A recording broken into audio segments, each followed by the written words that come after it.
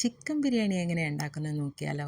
ഇതിനായിട്ട് അടുപ്പത്തൊരു പാത്രം വെക്കുക, അതിലേക്ക് ആവശ്യത്തിന് വെള്ളം ഒഴിക്കാം. ഇനി ഇതിലേക്ക് ഗ്രാമ്പു, ഏലക്ക, കറുവാപ്പട്ട, തക്കോലം, കുരുമുളക്, പെരിഞ്ചീരകം ഇത്രയും ഇട്ട് കൊടുക്കാം. ഇനി ഇതിലേക്ക് ആവശ്യത്തിന് ഉപ്പ് കൂടി ചേർത്ത് കൊടുത്ത് നന്നായിട്ട് തിളപ്പിക്കുക. തിളച്ച് വരുമ്പോൾ കഴുകി മാറ്റി വെച്ചിരിക്കുന്ന അരി ഇട്ട് കൊടുക്കാം. ഒരു സ്പൂൺ നെയ്യും കൂടി ചേർത്ത് കൊടുക്കാം. ഇനി ഇത് 1/4 ഭാഗം വേവാകുമ്പോഴത്തേക്ക് നമുക്ക് കോരി മാറ്റാം. ഇനി മറ്റൊരു പാത്രത്തിലേക്ക് മുളക് പൊടി, മല്ലിപ്പൊടി, മഞ്ഞൾപ്പൊടി, ഗരം മസാല, ഉപ്പ്, തൈര് ഇത്രയും ചേർത്ത് നന്നായിട്ട് മിക്സ് ചെയ്ത് കൊടുക്കാം.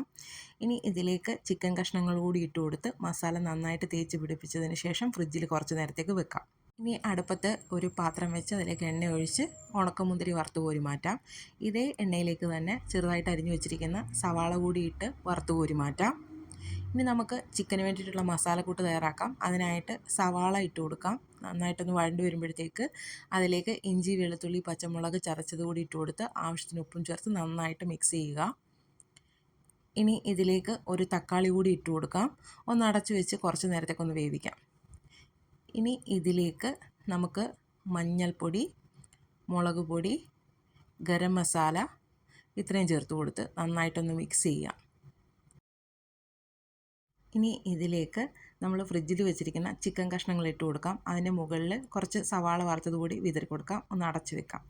കുറച്ച് നേരം കഴിയുമ്പോഴത്തേക്ക് ഇതൊന്ന് തുറന്ന് ഒന്ന് ഇളക്കിയതിന് ശേഷം കോരി മാറ്റി വെച്ചിരിക്കുന്ന റൈസ് ഇതിൻ്റെ മുകളിലേക്ക് ഇട്ട് കൊടുക്കാം. ഇനി ഇതിന് മുകളിലേക്ക് വറുത്ത സവാളയും ഉണക്കമുന്തിരിയും കൂടി ഇട്ട് കൊടുക്കാം. ആവശ്യത്തിന് മല്ലിയിലയും ചേർത്ത് കൊടുക്കാം. ഇനി ബാക്കിയിരിക്കുന്ന റൈസ് കൂടി ഇതിൻ്റെ മുകളിലേക്ക് ഇട്ട് കൊടുക്കാം. അതിൻ്റെ മുകളിൽ വറുത്ത സവാളയും ഉണക്കമുന്തിരിങ്ങയും ആവശ്യത്തിന് മല്ലിയിലയും കൂടി വിതറി കൊടുക്കാം.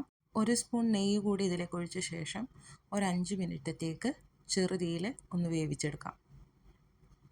ഇനി അടപ്പ് തുറന്നതിന് ശേഷം ഇത് നന്നായിട്ടൊന്ന് മിക്സ് ചെയ്ത് കൊടുക്കാം. അങ്ങനെ നമ്മുടെ ബിരിയാണി റെഡി ആയിട്ടുണ്ട്. വീഡിയോ കണ്ടിട്ട് അഭിപ്രായം പറയാൻ മറക്കണ്ട. Thank you for watching.